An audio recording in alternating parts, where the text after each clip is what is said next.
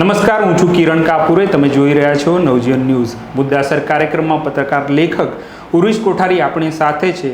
રાહુલ ગાંધીએ હમણાં 2 દિવસ પહેલાં જે પ્રેસ કોન્ફરન્સ કરીને હરિયાણામાં બનાવટી મતદાતાની વાત કરી, તેમણે આ વોટ ચોરી 2 પાર્ટ છે. પહેલાં કર્ણાટકની વિધાનસભાની એક બેઠક છે, તેના વિશે તેમણે પ્રેસ કોન્ફરન્સ કરી હતી. આ પૂરો મુદ્દો છે, તેમાં ચૂંટણી પંચ અત્યારે ચૂપ છે. તેમણે કોઈ જ આને વિશે પ્રતિક્રિયા નથી આપી. પરંતુ આ બહુ ગંભીર મુદ્દો છે અને લોકશાહીમાં લાંછન લાગે એવો મુદ્દો છે. તો ઉર્વિશભાઈ સાથે થોડી વાત કરીએ આ વિષય અંગે. ઉર્વિશભાઈ, સૌથી પહેલાં તો આ મુદ્દાને કેવી રીતે જોવો જોઈએ? કારણ કે જે ગંભીરતા આમ હોવી જોઈએ, મીડિયામાં જે રીતના એ ચર્ચાઓ જોઈએ એ રીતે નહીં આવ્યો. બહુ મર્યાદિત મીડિયામાં એનો એક તો ઉલ્લેખ થયો છે. આમ તો રાહુલ ગાંધી પર જ સવાલ થાય એ રીતે આખી વાત અત્યારે જોવાઈ રહી છે.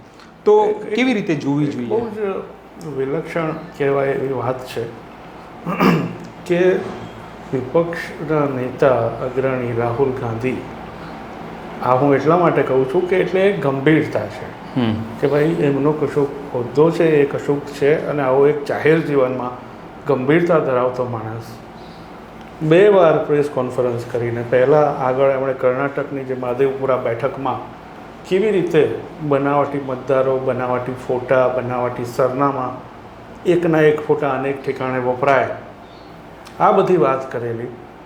એના ચૂંટણી પંચે કોઈ જ મુદ્દાસર ખુલાસા આપ્યા નથી. અને હવે રાહુલ ગાંધી ફરી એકવાર કોઈ એક બેઠકની નહીં પણ હરિયાણાની આખી વિધાનસભાની ચૂંટણીની વિગતો, વાતો લઈને આવ્યા. અને જ્યારે એ એવું કહે છે કે કુલ મતદારો છે જે મતદાર યાદીમાં, એટલે કે ઇલેક્ટોરલ રોલમાં, એમાંથી લગભગ 12.5% મતદારો સંદેહાસ્પદ છે, કોમ્પ્રોમાઇઝ છે, ડુપ્લિકેટ હોઈ શકે છે, એમના નામના પ્રશ્નો છે, સરનામાના પ્રશ્નો છે, એકના એક ફોટા અનેક ઠેકાણે વપરાયા છે. તો આવું કશું ગંભીર થાય ત્યારે મીડિયાની સૌથી પહેલી પ્રતિક્રિયા આજથી 15 વર્ષ પહેલાં એવી હોતી હતી કે પહેલું આમાં જે એજન્સી સંડોવાયેલી હોય, સામાન્ય રીતે આપણે સંકળાયેલી હોય એમ કહીએ, પણ રાહુલ ગાંધીના જે આરોપો છે એ જોતાં ઇલેક્શન કમિશન તો સંડોવાયેલું હોય એવું લાગે. એને જઈને પત્રકારો સવાલ પૂછે કે ભાઈ આ માણસ ખુલ્લા મંચ પરથી આધાર પુરાવા, આંકડાકીય વિગતો, ઇલેક્ટોરલ રોલ, મતદાર સૂચિના વિઝ્યુઅલ્સ સાથે આટલા આરોપ કરે છે, તો તમારે શું કહેવાનું છે? એને બદલે અત્યારે એવું થાય છે કે ઇન્ડિયન એક્સપ્રેસ જેવું છાપો, જેને આપણે ઘણા વખત સુધી એકંદરે એક ધોરણસરનું ગણતા હતા, એ 2 દિવસથી શું કરે છે? એ રાહુલ ગાંધીની સ્ટોરીમાંથી 2 મુદ્દા પકડે કે ભાઈ આ હરિયાણામાં ફલાણું ગામ છે, એમાં એક જ સરનામે આટલા મતદારો છે, તો ત્યાં ગયા અને કીધું કે ના, આ તો ખરેખર એક જ સરનામું છે. પછી બ્રાઝિલિયન મોડેલ, જેનો ફોટો કંઈ બહુ જ બધી વાર મતદાર સૂચિમાં જુદા જુદા મતદાતાઓના નામ સામે વપરાયો છે, આવું રાહુલ ગાંધીએ બતાવ્યું. તો આ ઇન્ડિયન એક્સપ્રેસના રિપોર્ટરો જઈ અને જેમના કેટલાક 4 લોકો જેમના નામ સામે આ મોડેલનો ફોટો હતો એમને મળે છે અને કહે છે કે ભાઈ ના, અમે તો, પેલા લોકો કહે છે કે ગમે તે હોય, અમે તો વિધાનસભાની ચૂંટણીમાં અમારો વોટ બરાબર આપ્યો હતો. આ જે રિપોર્ટ છે એમાં એવું કહે છે કે ભાઈ એક બેનનું નામ રાહુલ ગાંધીએ કહ્યું કે 223 વાર એમનો ફોટો કંઈ આવ્યો છે. તો રાહુલ ગાંધીએ પૂછ્યું કે ભાઈ આ બેને કેટલી વાર વોટ કર્યો હશે? એમણે આવું પૂછ્યું, એનો મતલબ એવો નથી કે આ બેને 232 વાર વોટ કર્યો છે, પણ એમનો મુદ્દો એ છે કે આ એક જ બેનનો ફોટો 232 વાર વપરાયો છે. તો આ ચાલી શું રહ્યું છે? એને બદલે ઇન્ડિયન એક્સપ્રેસના રિપોર્ટરો આજે જઈને એવી સ્ટોરી કરે છે, એ બેનને મળે છે અને કહે છે કે રાહુલ ગાંધીએ પૂછ્યું હતું ને કે આ બેને કેટલી વાર વોટ આપ્યો, તો લો અમે જવાબ લઈ આવ્યા, અને બેન કહે છે કે અમે 1 વાર વોટ આપ્યો, વાર્તા પૂરી. આ કઈ જાતનું પત્રકારત્વ છે? અને ખાસ કરીને ઇન્ડિયન એક્સપ્રેસ જેવા છાપાને આવું પત્રકારત્વ શોભે એવું આપણને એક પાયાનો સવાલ થાય. આમાં સૌથી પહેલાં તમે જે સવાલ પૂછો ને કે આ મુદ્દો કેવી રીતે જોવો જોઈએ, એ બહુ અગત્યનું છે. લોકોને શું છે કે આ રાહુલ ગાંધી, આ કોંગ્રેસ, આપણે રાહુલ ગાંધી અને કોંગ્રેસના આરોપો વિશે ગંભીરતાથી જોઈશું, એનો અભ્યાસ કરીશું, તો કોંગ્રેસને ફાયદો થઈ જશે. હવે કોંગ્રેસને ફાયદો થઈ જાય એ કંઈ કાયદાકીય નુકસાન નથી, પણ ધારો કે તમને કોંગ્રેસ નથી ગમતી, ધારો કે તમને રાહુલ ગાંધી નથી ગમતા, બરાબર, ઠીક છે, એ તમારો લોકશાહી અધિકાર છે, પણ આ મુદ્દો રાહુલ ગાંધીને કોંગ્રેસનો નથી. આ મુદ્દો ચૂંટણી કરાવનાર, એટલે કે તટસ્થ, નિષ્પક્ષ અને ન્યાયી ચૂંટણી કરાવવાની જવાબદારી જેના હાથમાં છે એ ચૂંટણી પંચની મૂળભૂત ઇન્ટિગ્રિટી, મૂળભૂત વિશ્વસનીયતા અને મૂળભૂત પ્રતિષ્ઠાનો છે. આજે રાહુલ ગાંધી બોલે છે એ તમે નહીં સાંભળો તો કાલે ઉઠીને કોઈ પણ ચૂંટણીના પરિણામ આવશે એ કેટલા પ્રામાણિક હશે એ બહુ શંકાનો વિષય છે. કારણ કે આરોપ એ છે કે ચૂંટણી પંચ એમાં બધા ગોટાળા ચાલે છે અને કેન્દ્રીય સ્તરે મતદાર યાદીમાં ગરબડ છે. એટલે ધારો કે ઇન્ડિયન એક્સપ્રેસના પત્રકારોએ જે કર્યું સરસ, એમણે જઈને પૂછ્યું, પેલા 223 વાર જેમનું ફોટો છે એમને જઈને પૂછ્યું. આ સ્ટોરીનો એક ભાગ થયો. પછી જૂનું ઇન્ડિયન એક્સપ્રેસ હોત તો એણે એવું કર્યું હોત કે સ્ટોરીનો એક ભાગ થયો, બીજો ભાગ શું છે તો કે ભાઈ ઇલેક્શન કમિશનને જઈને પૂછો. શું પૂછો કે ભાઈ રાહુલ ગાંધીએ આ વસ્તુ બતાવી, મતદાર સૂચિ. રાહુલ ગાંધીએ મતદાર સૂચિ પોતાને ઘેર તો છાપી નથી, ક્યાંકથી લાયા છે ને તમારા જ કોઈ સોર્સમાંથી. હવે એ મતદાર સૂચિ લાયા છે તો ઇલેક્શન કમિશન તરીકે તમે એ જવાબ આપો કે આ બેનનો ફોટો 223 વાર આવે છે, એ વાત સાચી? પહેલો જવાબ ચૂંટણી પંચ જોડે, જેમ તમે પેલા બેનને પૂછ્યું એવી રીતે સ્ટોરીની બીજી સાઈડ ચૂંટણી પંચ છે ને, એને પૂછવું પડે ને કે આ 223 વાર આ ફોટો ક્યાંથી આવ્યો.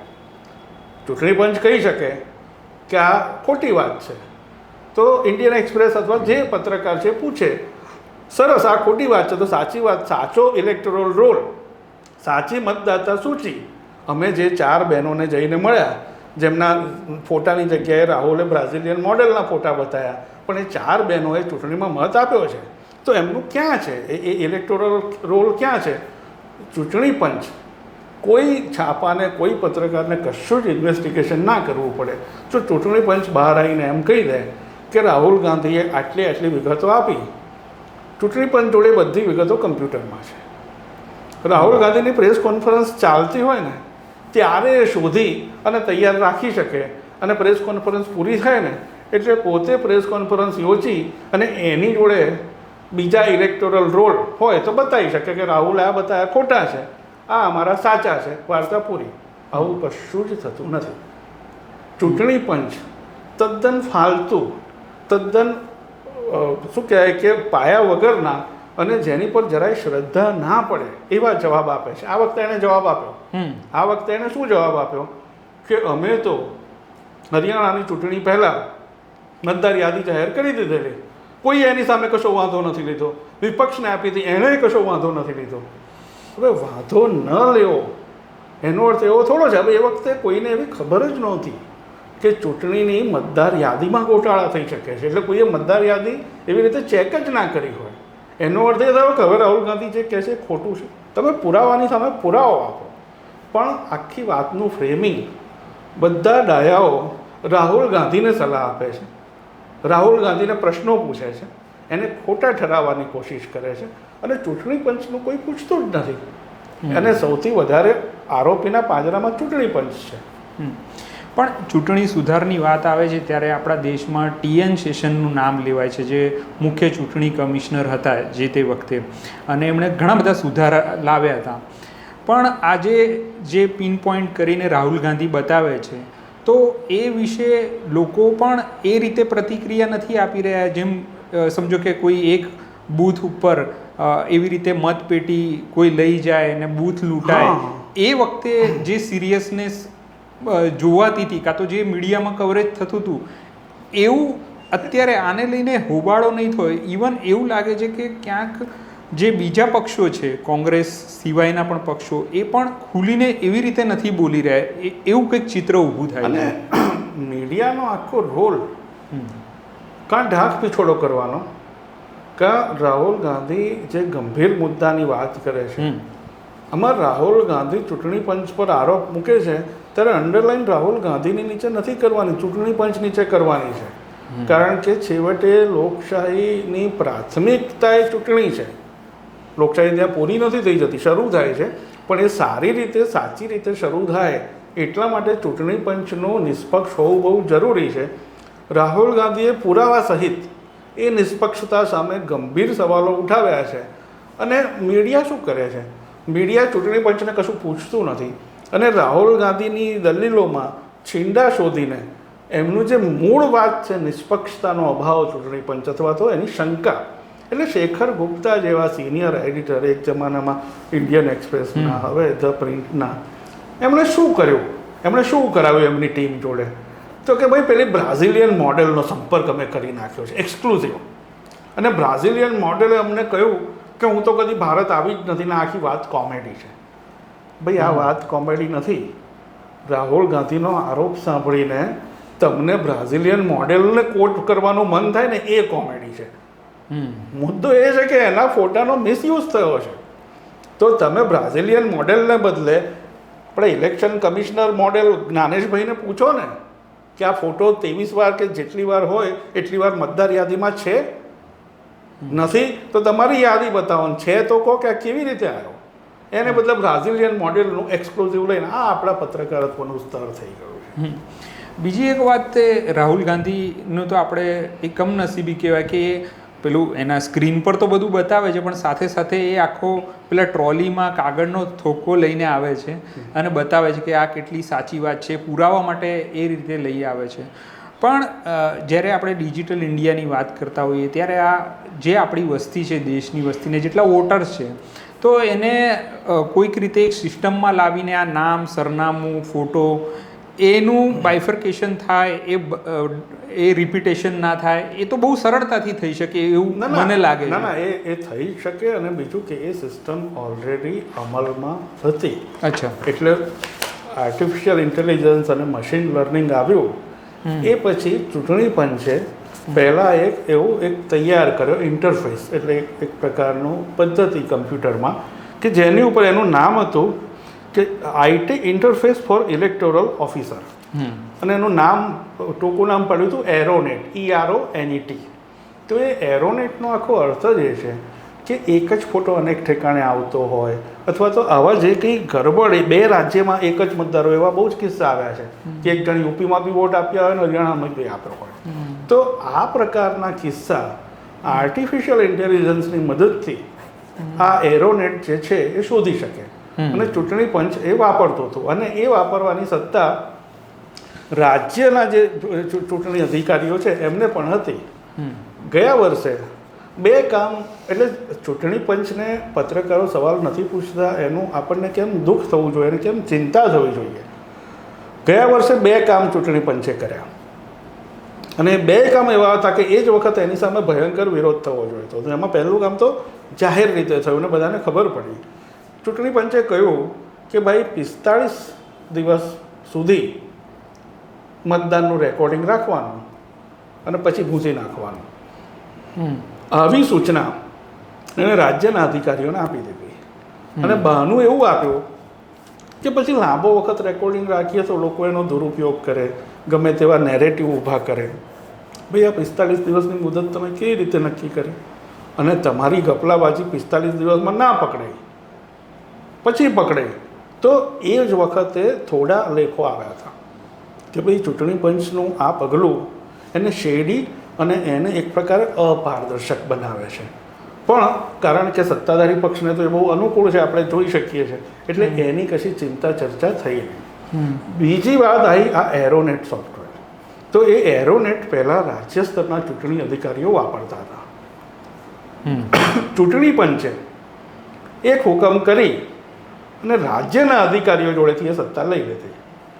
હવે એ જે એરોનેટ સોફ્ટવેર છે એ ખાલી ને ખાલી કેન્દ્રીય ચૂંટણી પંચ, જ્યાં શ્રી 1000 જ્ઞાનેશ કુમારજી વિરાજમાન છે, એ ચૂંટણી પંચ વાપરી શકે. નીચેવાળાએ કશું કરવાનું નહીં. ઉપરવાળા કહે કે આટલું ચેક કરો, એટલું જ નીચેવાળાએ કરવાનું. હવે ઉપરવાળા કોના કહેવાથી આવું કહે એ કંઈ અલગથી કહેવાની જરૂર નથી, બરાબર? તો આ બે પગલાંએ ચૂંટણી પંચને એટલી ચૂંટણી પંચ પ્રત્યે શંકા કરવાના મજબૂત અને આધારભૂત કારણો આપ્યા છે. અને આની આપણા મીડિયાના મિત્રો કે પત્રકારો અને બીજા બધા જે રાહુલ ગાંધીને શિખામણો આપવા નીકળી પડ્યા છે એ કોઈ આની વાત જ નથી કરતા અને આ એટલા બધા ગંભીર મુદ્દા છે. એટલે આની સાથે જ એક જોડાયેલો મુદ્દો છે કે જે રાજ્યસભામાં બીજેપીના સાંસદ હતા રાકેશ સિન્હા, એમણે હમણાં દિલ્હી વિધાનસભામાં દિલ્હીમાંથી વોટ આપ્યો હતો અને અત્યારે એ બિહારમાં વોટ આપ્યો અને બંને ટ્વીટ અત્યારે વાયરલ થઈ રહી છે કે આ બે રાજ્યોમાં કેવી રીતે વોટ કરી શકે. પણ એક સવાલ જે આવે છે કે જ્ઞાનેશ કુમારનો સવાલ આવે છે કે ભાઈ એમણે બહુ ફાલતુની દલીલો કરી હતી, એટલે હવે આ ખરેખર જવાબ કોની પાસે માંગી શકાય? ના, એટલે આમાં એવું છે કે આપણે આગળ વાત થઈ કે ચૂંટણી પંચે 45 દિવસ પછી ભૂંસી નાખવાનું કહ્યું. હવે ધારો કે રાહુલ ગાંધીની પહેલી પ્રેસ કોન્ફરન્સ પછી જ્ઞાનેશ કુમારને જ્યારે ફરજ પડી ત્યારે એને શું એમણે લાળા ચાવ્યા પ્રેસ કોન્ફરન્સમાં કે બહેન દીકરીઓના વિડીયો થોડા બતાવાય. એટલે બહેન દીકરીઓના વિડીયો ના બતાવે એટલે આ મતદાનની વાત ચાલી રહી છે. બૂથમાં કશું બતાવવાનું નથી અને બૂથમાં દરેક મતદાતા તરીકે આવે છે અને બૂથમાં છેલ્લા કલાકમાં અકુદરતી રીતે વોટિંગની ટકાવારી વધી જાય છે એવો આરોપ છે. તો 1 કલાકમાં જેટલું મતદાન સામાન્ય સંજોગોમાં થઈ ન શકે એટલું મતદાન થાય છે એવો આરોપ છે. તો એ વખતે તમે એમ કહો કે બહેન દીકરીઓની વિડીયો થોડી બતાવાય, તો કયો બુદ્ધિવાળો માણસ આ દલીલ સ્વીકારે અને કયો બુદ્ધિવાળો માણસ ચીફ ઇલેક્શન કમિશનરનો શાબ્દિક રીતે કાંસલો પકડી અને એને 4 અઘરા સવાલ ના પૂછે? પણ એ નથી પૂછતો કોઈ. અને ઉરુજી પહેલાં જ્યારે કોઈ આવો મુદ્દો આવતો હતો ત્યારે મંત્રી હોય કાં તો કોઈ અધિકારી હોય એ એના સોમાન પર લઈને એ એવું વિચારે કે હું રાજીનામું આપી દઉં, પણ હવે જાણે એ રાજીનામું તો નહીં આપવાનું, જવાબે નહીં આપવાનો, બીજા બધા અટકળો લગાવતા રહે. અને હવે એવું છે કે હું નહીં બોલું, હું જવાબ નહીં આપું, મારા વતી આઈટી સેલ, મારા વતી ટ્રોલ, મારા વતી પત્રકારો, મારા વતી બીજી બધી ગેંગો જવાબ આપ્યા કરશે અને તમારે અંદર અંદર લડી ખાવાનું. હું તો પાછો ચૂંટણી આવે ત્યારે વહીવટો પાડીશ. આ પહેલાં મેં સોફ્ટવેરની વાત કરી એરોનેટની, તો બિહારની ચૂંટણીમાં આ જે સ્પેશિયલ ઇન્ટેન્સિવ રિવિઝન કર્યું મતદાતા સૂચિનું, તો એમાં ખબર પડી કે ઇલેક્શન કમિશને આ એરોનેટ સોફ્ટવેરનો ઉપયોગ નથી કર્યો. ભાઈ કેમ નથી કર્યો? આમાં સવાલ એ છે કે ઇલેક્શન કમિશન એ કોઈ સુપ્રીમ બોડી છે જેને કોઈ પ્રશ્નો ના પૂછી શકે ને જે કોઈને ઉત્તરદાયી નથી. અને મને કાયદાની એટલી જાણકારી નથી, પણ હું એ પણ વિચાર કરું છું કે સુપ્રીમ કોર્ટ આ બધું જુએ છે કે નહીં. અને સુપ્રીમ કોર્ટ એટલે આપણી બંધારણમાં જે ચેક્સ એન્ડ બેલેન્સીસની એક સમતુલા સાધવાની વાત છે કે કોઈ એક ભાગ બેફામ થઈ જાય તો બીજો ભાગ એને ટપારે.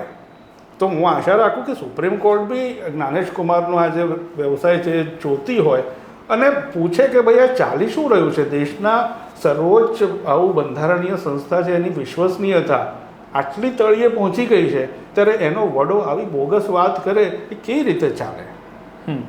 અને 2 પ્રશ્નો છે હવે છેલ્લા.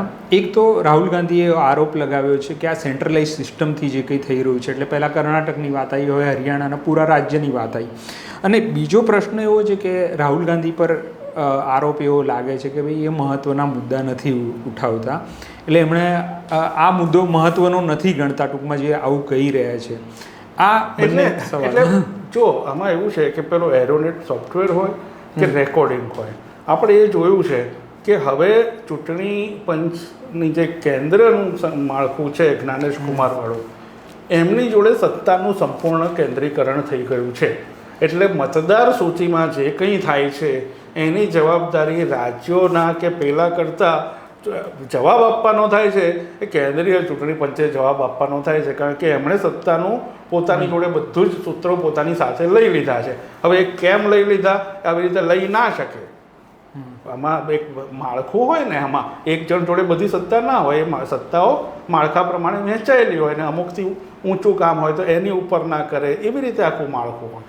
તો એ નથી થઈ રહ્યું એટલે સત્તાનું કેન્દ્રીકરણ એ ચૂંટણી પંચની વિશ્વસનીયતા સામે પહેલો બહુ જ શંકા ઉપજાવનારી વાત છે. ને બીજું, રાહુલ ગાંધી મહત્ત્વના મુદ્દા ઉપાડતા નથી આવું કહેનારા, પહેલી વાત તો તમે કહો એમ શું આનાથી વધારે મહત્ત્વનો મુદ્દો આ ચૂંટણી માટે કયો હોય? આ ચૂંટણી માટે નહીં, આ દેશ માટે. એટલે ચૂંટણી માટે એ અર્થમાં કે લોકશાહીમાં જે ચૂંટણી પ્રક્રિયા છે એની વિશ્વસનીયતા માટે આનાથી મહત્ત્વનો મુદ્દો કયો હોય? અને બીજો, રાહુલ ગાંધીએ ભૂતકાળમાં જીએસટીથી માંડીને 25 પ્રકારના મુદ્દા ઉઠાયા, ત્યારે આ બધા સલાહકારો ક્યાં ગયા હતા ટેકો કરવા? એમાંથી કોઈ દેખાયા નહોતા. એટલે આ તો કેવું છે કે પહેલી વાત કરે તો કે એ નહીં કરવાની, આ કરો તો કે એ નહીં કરવાની. ટૂંકમાં અમારા સાહેબને દુઃખ પડે એવું તમારે કશું નહીં કરવાનું. સારા છે. તો આ હતી વોટ ચોરી 2 મુદ્દેની વાતચીત ઉર્વિશભાઈ સાથે. આ પ્રકારની ચર્ચા લઈને અમે આવતા રહીશું. નમસ્કાર. વૈષ્ણવજન તો તેને કહીએ જે પીડ પરાઈ.